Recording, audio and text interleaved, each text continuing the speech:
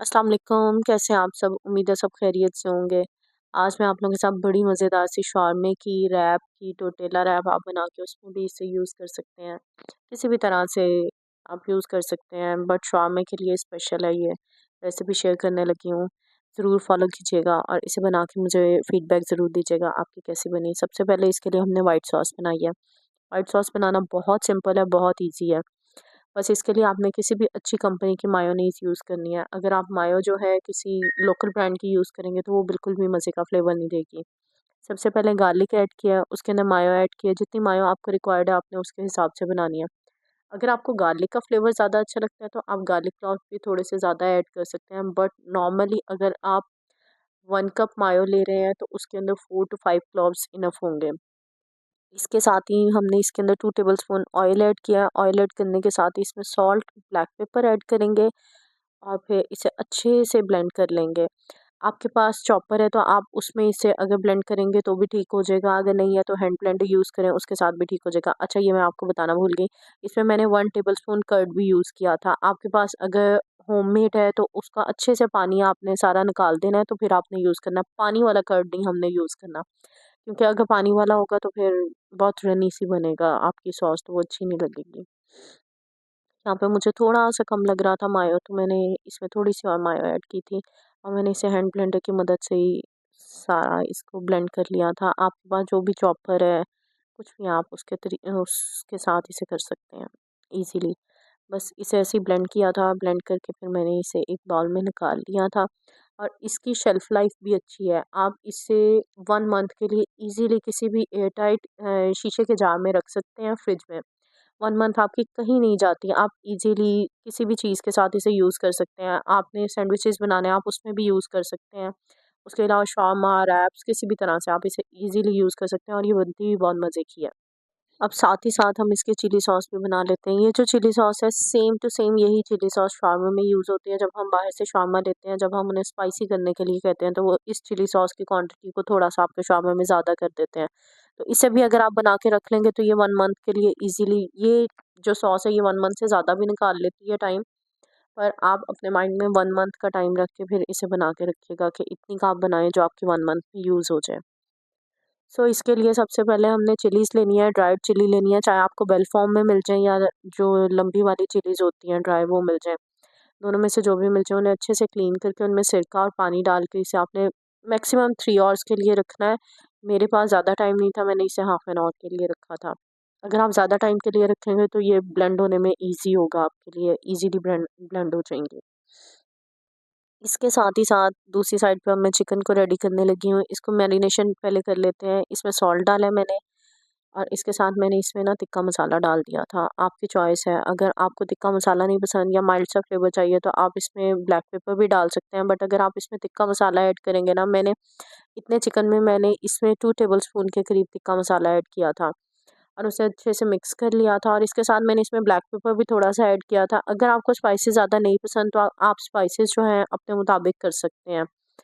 जितने आपके घर में स्पाइसेस खाए जाते हैं या अगर आपके बच्चों ने खाना है तो आप बच्चों के हिसाब से इसमें स्पाइसेस कर लें।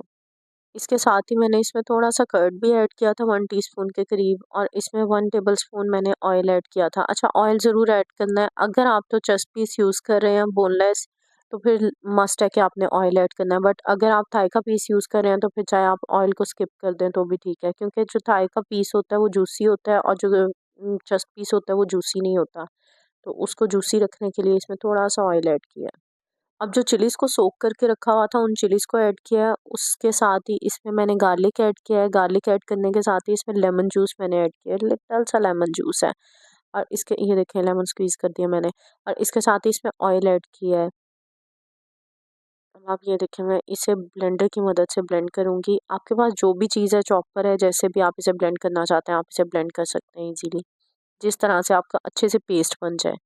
तो बस मैंने इस टाइम पे ब्लेंडर यूज़ किया था, मैंने ब्लेंडर से ब्लेंड किया था और ये काफ़ी ज़्यादा उछल रहा था, उछल-उछल के पॉप करके ऊपर आ रहा था। तो आँखों में जाने का डर था, इसलिए मैंने इसके ऊपर हाथ रख लिया था। ये देखें ये अच्छे से ब्लेंड हो गया था। अब बस इसे मैंने एक बाउल में निकाल दिया था और ये देखें हमारी दोनों सॉस रेडी हैं और बहुत ही मज़ेदार रेडी होती हैं। अब इसे बना के रख लें, 1 मंथ के लिए कहीं नहीं जाती और आपके हर तरह के बर्गर में, आपके शाwarmas में, आपके रैप में, आपके सैंडविचेज़ में हर तरह से यूज़ हो सकती हैं। अच्छा, मैं लाज़मी ये सॉस रेडी करके रखती हूँ, एवरी टाइम मेरे फ्रिज में पड़ी होती है, क्योंकि जिस टाइम बच्चों को रेडी करना होता है, सुबह में ब्रेकफास्ट भी उनका रेडी करना है और साथ-साथ बच्चों को स्कूल के लिए भी रेडी करना है और फिर हमने लंच भी रेडी करना है, तो उस टाइम ईज़ी हो जाता है अगर इस तरह से कुछ चीज़ें पहले से आपके प्रिपेयर पड़ी हुई हों। अगर आप सॉस सिंपल सी इसमें लगाएँगे, सैंडविच बनाने के लिए भी सिंपल सॉस आप लगाएँगे और इसके साथ ही आप उसमें चिकन पीस रखेंगे या कोई भी जिस तरह की फॉर्म में भी आपके पास चिकन है, चिकन पैटी है, किसी भी तरह से आप बस उसे रख के सिंपली सैंडविच बना के बच्चों को दे देंगे, तो आपके लिए काफ़ी कन्वीनिएंट रह जाता है, इस तरह से अगर सॉस वगैरह पहले से हाफ़ कुक थिंग्स पड़ी हों तो।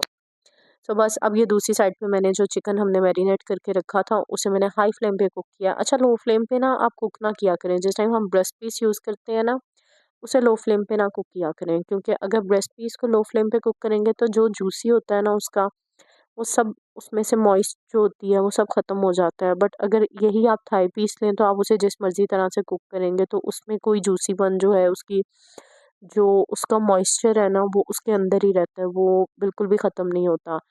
तो ये दोनों में डिफ़रेंस आता है। तो जिस टाइम पे आप थाई का पीस लें उसे जैसे मर्ज़ी कुक करें, बट जिस टाइम आप ब्रेस्ट पीस यूज़ करेंगे उसे हाई फ्लेम पे कुक करें। अच्छा, मैं नॉर्मली ऐसे भी करती हूँ मैनी टाइम्स कि मैंने इस तरह से चिकन को कुक करके उसे एक बॉक्स में डाल के फ्रीज़ कर लेती हूँ, क्योंकि जिस टाइम इब्राहिम, मूसा, हानिया तीनों को एक ही टाइम पे आपने स्कूल के लिए रेडी करना है। बड़े बच्चे तो दोनों हो जाते हैं खुद ही रेडी, लेकिन हानिया को रेडी करने में काफ़ी टाइम चाहिए होता है, क्योंकि बच्चे का पहले मूड चेक करना होता है, उसके बाद कहीं जाके बच्चा रेडी होने को एक्टिव होता है कि हाँ जी, अब मैं स्कूल जाऊँगा तो हाँ, मुझे रेडी करना है। सो उसके लिए काफ़ी टाइम चाहिए होता है और फिर लंच भी बनाना है, ब्रेकफ़ास्ट भी देना है और बच्चों को रेडी भी करना है, तो बहुत ज़्यादा टाइम चाहिए मॉर्निंग में और इतना टाइम होता नहीं है हम मदर्स के पास।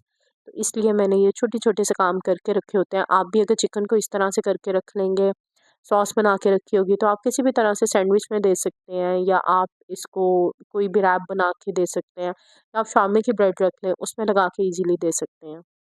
अच्छा, इस टाइम बच्चों को ऐसे था कि हमने ना शामी की ब्रेड में खाना है, ना सैंडविच खाना है, हमें टोर्टिला रैप बनाते हैं। तो मैंने इसके टोर्टिला रैप ऐसे बनाए थे कि मैंने पहले से टोर्टिला रैप का आटा गूँधा हुआ था और बस उसे बेल के रोटी बना के तो उसे सेंक लिया था हल्का-हल्का सा।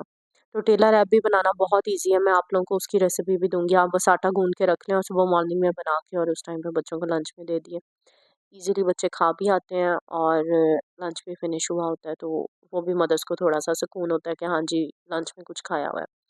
सो बस मैंने काउंटर को क्लीन किया, काउंटर को क्लीन करने के बाद मैंने इसी पे अच्छा, मेरा काउंटर ना एवरी टाइम साफ़ होता है, तो इसलिए मैं इसके ऊपर ही रोटी भी बनाती हूँ और इसके ऊपर ही रख के चीज़ों की कटिंग भी कर लेती हूँ। ये मेरा कटिंग बोर्ड भी है, ये मेरा रोटी बेलने के लिए भी मैं इसे यूज़ करती हूँ, तो इसे मैं मल्टीपर्पज़ है ये मेरे लिए, मैं इस पे सारे काम कर लेती हूँ।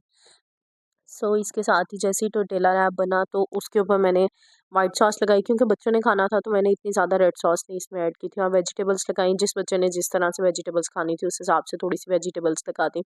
आप कोई भी वेजिटेबल यूज़ कर सकते हैं। मैंने इस टाइम सिरके के अंदर विनेगर लिया था, उसके अंदर मैंने कैप्सिकम को और अनियन को इन दोनों को कट करके वो ऐड करके रख दिया था, क्योंकि उनका फ्लेवर बहुत मज़े का आता है और इसके साथ क्यूकम्बर भी थोड़ा सा मैंने डाला था, क्योंकि क्यूकम्बर का जो फ्लेवर है ना सिरके में, वो बहुत ही मज़े का आता है। उससे प्रॉपर फ़ील होता है जैसे आप शारमा खा रहे हैं। सो बस मैंने ये देखें हल्की-सी मैंने सॉस लगाई है रेड सॉस, क्योंकि बच्चों ने खाना था तो मैंने कहा ज़्यादा स्पाइसी ना हो, क्योंकि हमारा चिकन जो है उसमें मैंने अच्छे से स्पाइस डाला हुआ था।